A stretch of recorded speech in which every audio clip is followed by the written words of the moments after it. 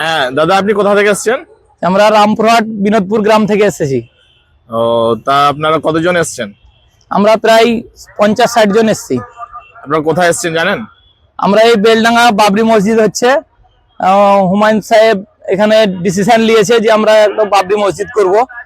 আমাদের আজ এই খুশির দিন, তার জন্য ওনার পাশে আমরা এসেছি সমর্থন করতে। আমাদের খুব ভালো লাগছে যে বিগত দিনে যে বাবরি মসজিদ আমাদের 1992 সালে তাকে ভাঙা হয়েছিল, যে রানিং সরকার এবং বিজেপি সরকার তাদের সুপ্রিম কোর্টের রায়ে আমাদেরকে সুপ্রিম কোর্টের রায় মানতে বাধ্য করেছিল এবং আমরা মেনেছি।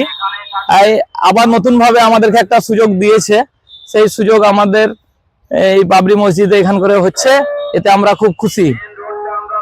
তো আমরা মুসলমান ভাইরা আমরা দীর্ঘদিন আমরা তৃণমূল পার্টিকে ভোট দিয়েছি, তৃণমূল পার্টি করেছি।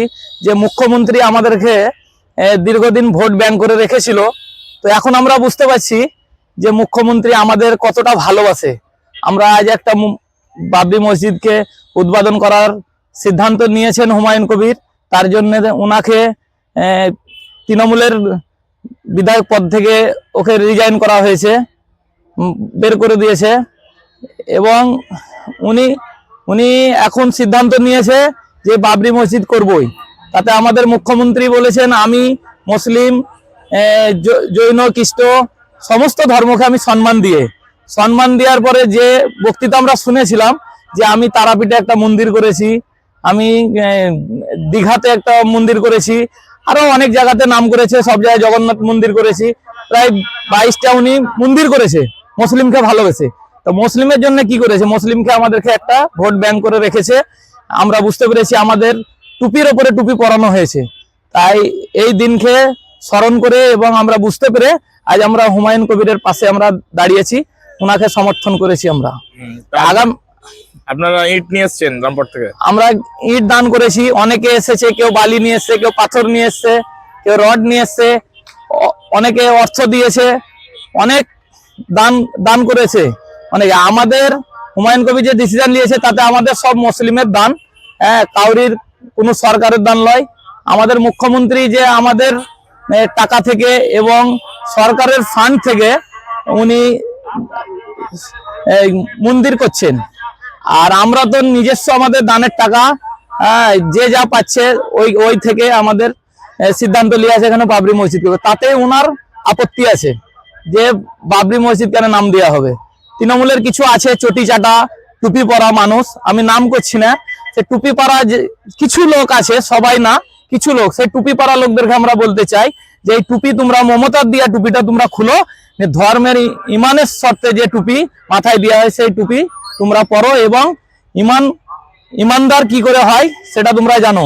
মুখ্যমন্ত্রী মুসলিমকে কিভাবে ব্যবহার করছে এবং মুখ্যমন্ত্রী কিভাবে তোমাদেরকে রাখছে, তোমাদেরকে টুপি পরিয়ে রাখছে, সেটা বুঝতে শিখে তোমাদের নিজের ধর্মকে তোমরা বাঁচিয়ে চলো এবং হুমায়ুন কবির সাহেবের পেছনে তোমরা থাকো, সাথে থাকো, তাকে সমর্থন করো।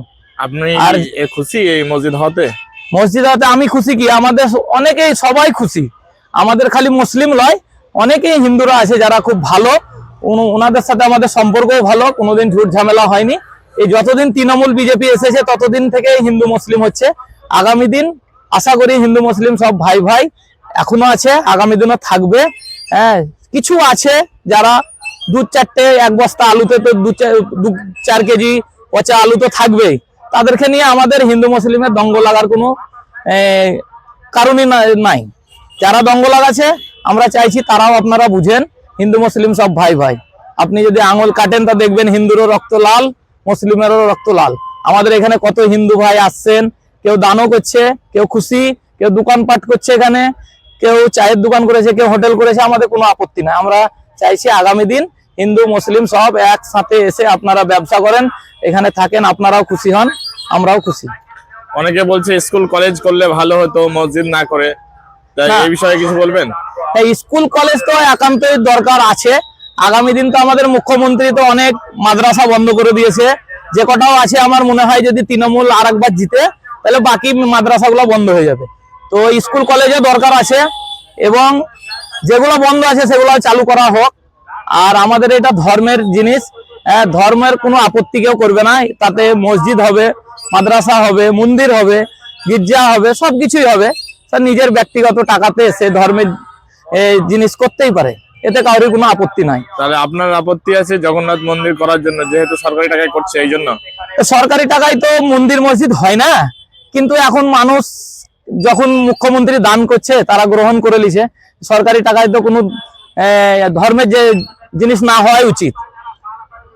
আমরা তো চাই না যে সরকারি টাকাতে আমাদের মসজিদ মাদ্রাসা হোক। আমাদের এটা সব মুসলিমের দান, নিয়ে কেউ আশেপাশে থেকে, কেউ বিদেশ থেকে, কেউ রড সিমেন্ট বিভিন্ন রকম দান করেছে, কিছু টাকা দান করেছে। ঠিক আছে, থ্যাংক ইউ।